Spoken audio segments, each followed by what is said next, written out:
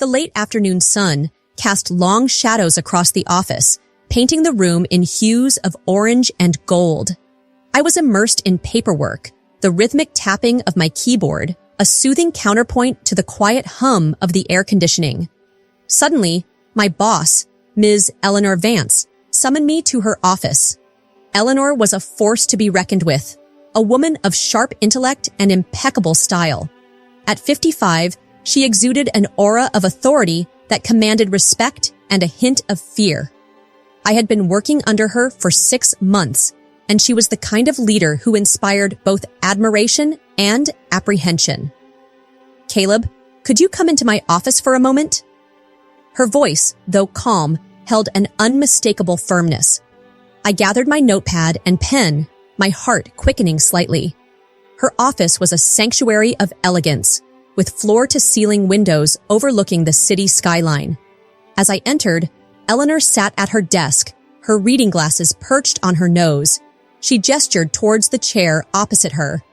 "Close the door, please." I obeyed, a sense of unease settling in my stomach. She rarely called me into her office unless it was for something significant. As I sat down, she looked up, her piercing blue eyes locking onto mine.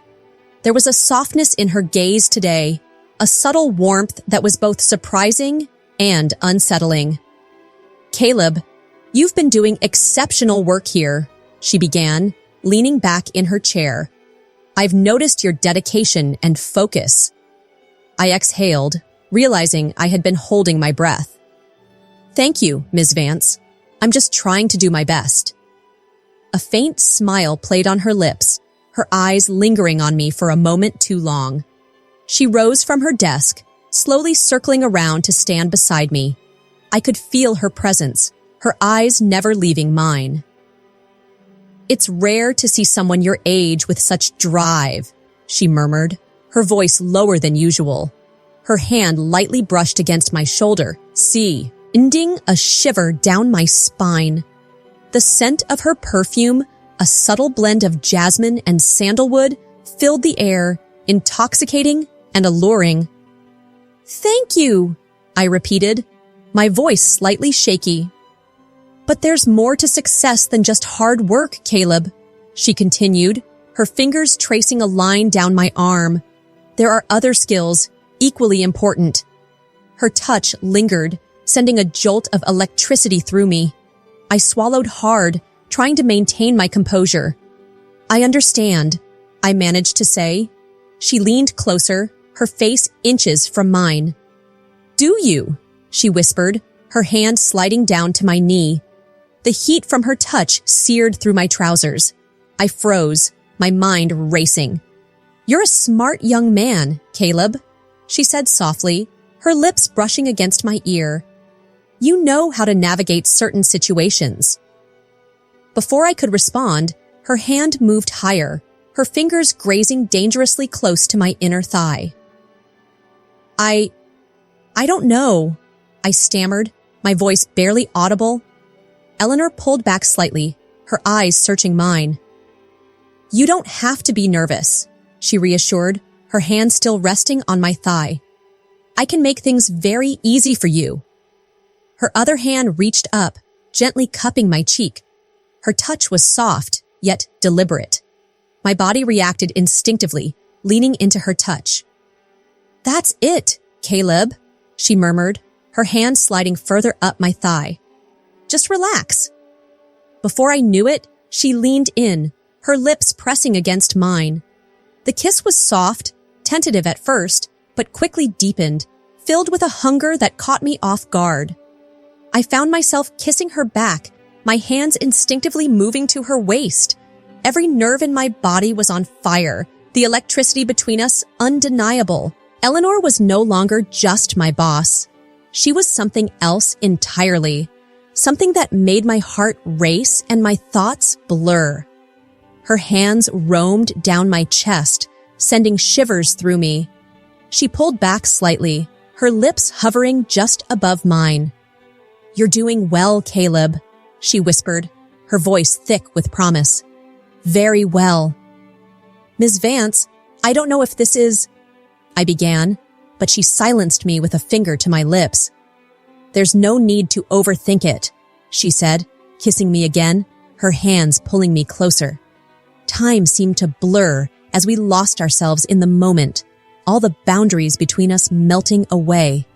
There was no office, no professional distance, just the two of us, wrapped up in something I couldn't quite understand, but didn't want to stop. When she finally pulled away, her lips were swollen, her eyes dark with desire. "You're going to do great things here, Caleb," she whispered, her voice husky. "I'll make sure of it." I sat there, breathless and dazed, my mind struggling to process what had just happened. Eleanor straightened her blouse, her composure returning as she moved back behind her desk. "You can go now," she said, her voice calm once again, though the look in her eyes told me this was far from over. As I reached for the door handle, she called after me. "Caleb." I turned to look at her. "Remember what we talked about," she said, a knowing smile playing on her lips. "You've got potential." I nodded, my throat dry, and quickly left her office, my mind spinning. I returned to my desk, unable to focus, the memory of her touch, her kiss, replaying in my mind. For the next few days, the office felt different. Every time I passed her office, I felt her eyes on me, waiting for me to acknowledge what had happened.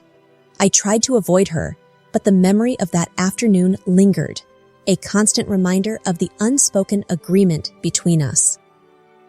A week passed, each day a blur of work and suppressed emotions. The memory of Eleanor's touch, her kiss, lingered like a phantom sensation, a constant reminder of the line I had crossed. Every time I saw her, whether in meetings or passing by her office, I felt the tension between us, a silent acknowledgement of our secret. She watched me, her eyes holding a mixture of desire and control, waiting for me to make the next move. Then, one afternoon, she called me into her office again. This time, there was no pretense, no subtle hints. I walked down the hallway, my heart pounding in my chest, a mix of anticipation and dread. As I entered, she was standing by the window, her back to me. She turned, a slow smile spreading across her face.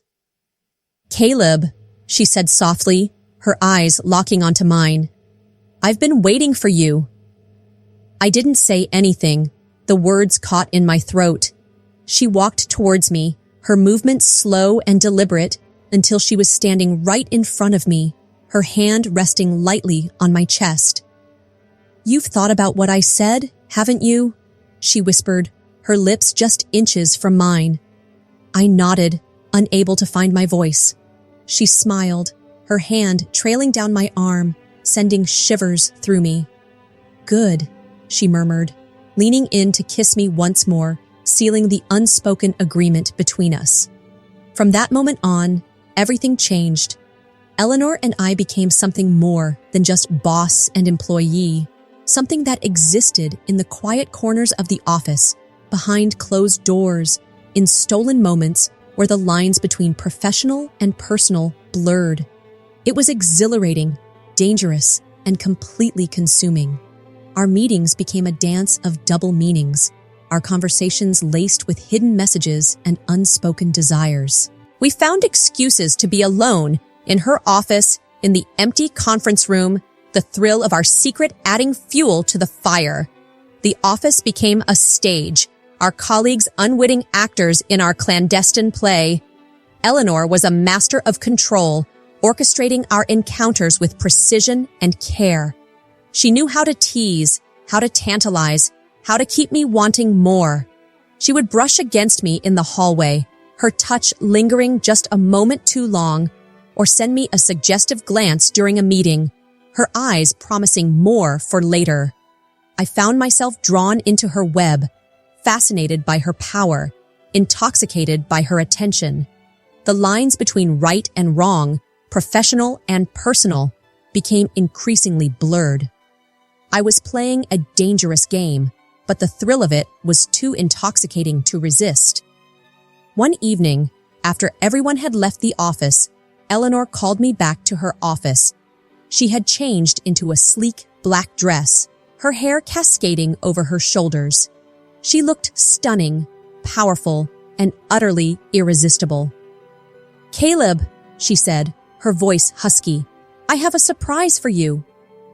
She led me to the conference room, where a bottle of champagne and 2 glasses were waiting on the table. She poured us each a glass, the bubbles fizzing like the electricity between us. "To us," she said, raising her glass, "and to the future." We clinked glasses, the sound echoing in the empty room. We drank, the champagne smooth and intoxicating, like the forbidden pleasure we were sharing. "I've been watching you, Caleb," she said, her eyes never leaving mine. "You have so much potential. I can help you achieve anything you want." Her words were both a promise and a threat, a reminder of the power she held over me. I knew she could make or break my career, and the thought both excited and terrified me. She walked towards me, her movements fluid and graceful, like a predator stalking its prey. She stopped just inches from me, her eyes searching mine. "All you have to do is play your cards right," she whispered, her hand sliding down my chest. She leaned in, her lips pressing against mine, the kiss deep and passionate. The taste of champagne and desire filled my mouth, intoxicating and addictive. Her hands roamed over my body, pulling me closer until there was no space left between us. We moved to the couch in her office, our clothes falling away like discarded secrets. The world outside ceased to exist.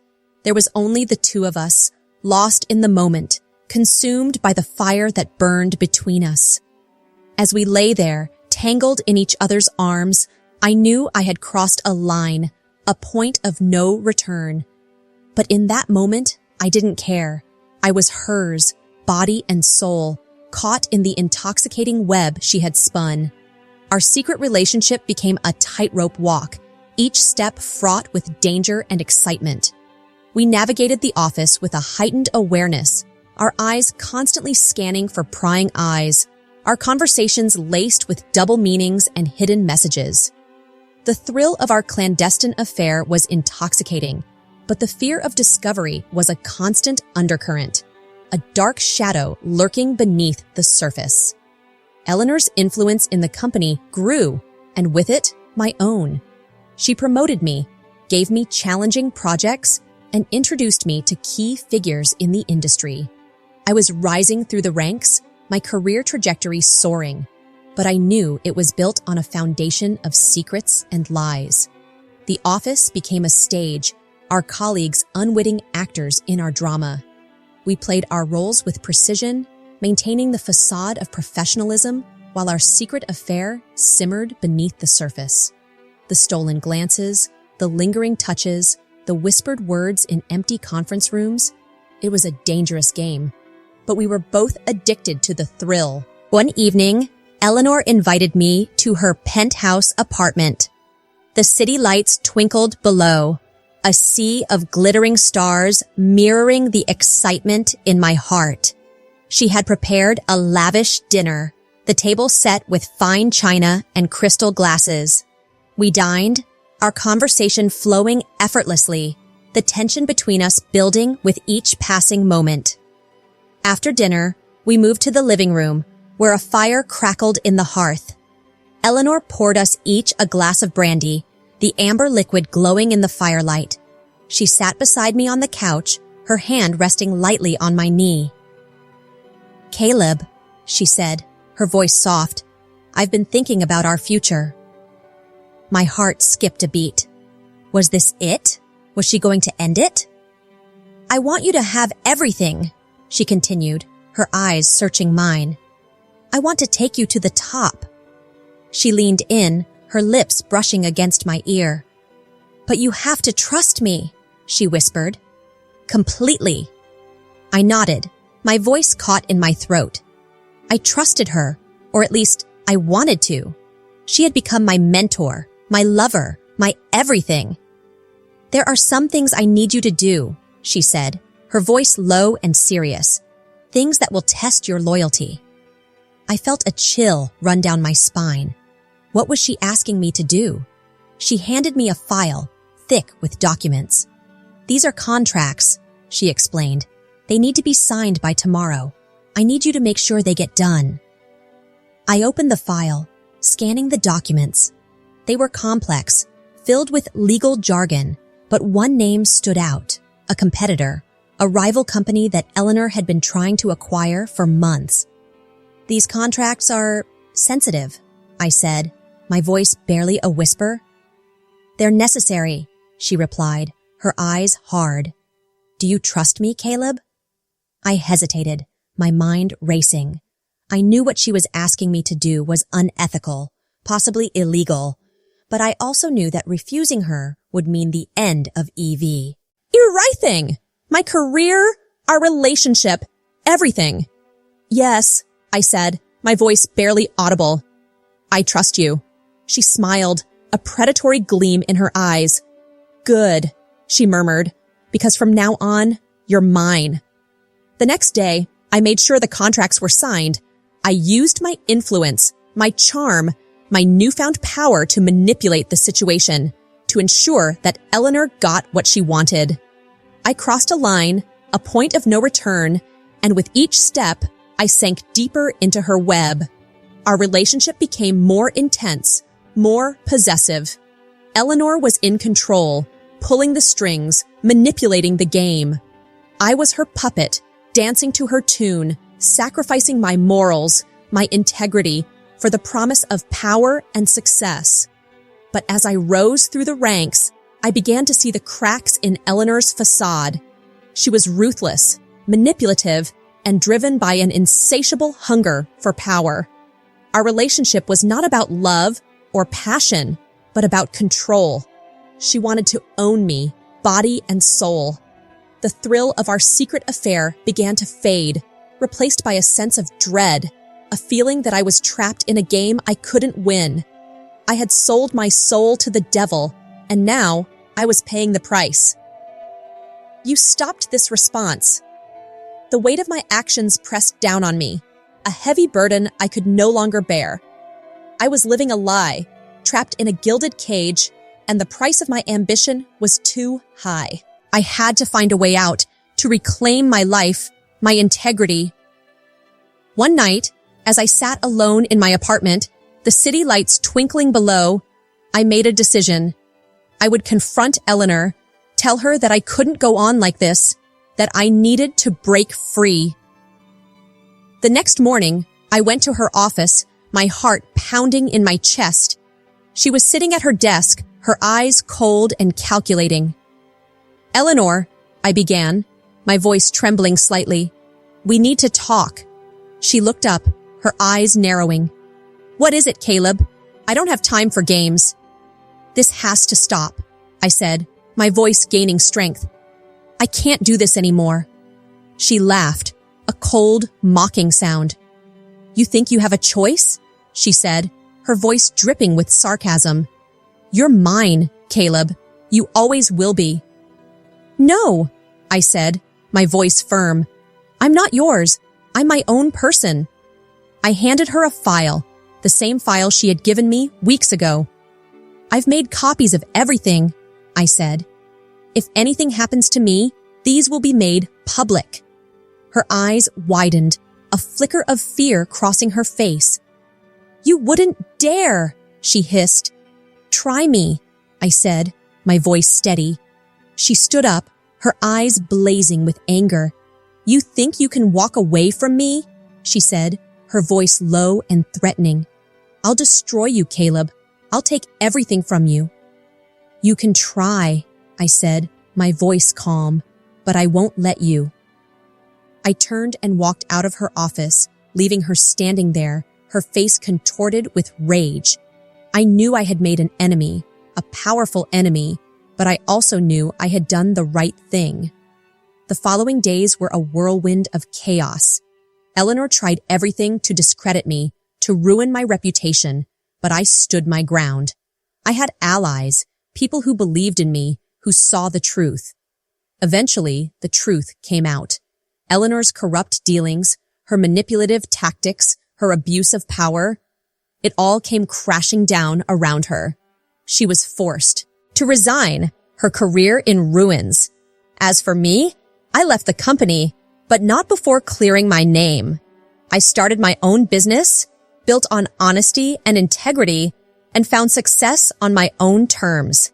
I learned a valuable lesson, a lesson about power, ambition, and the price of success. I learned that true success comes from within, from staying true to your values, your principles. And I learned that even in the darkest of times, there is always a chance for redemption, a chance to reclaim your life, your soul. Subscribe to my channel.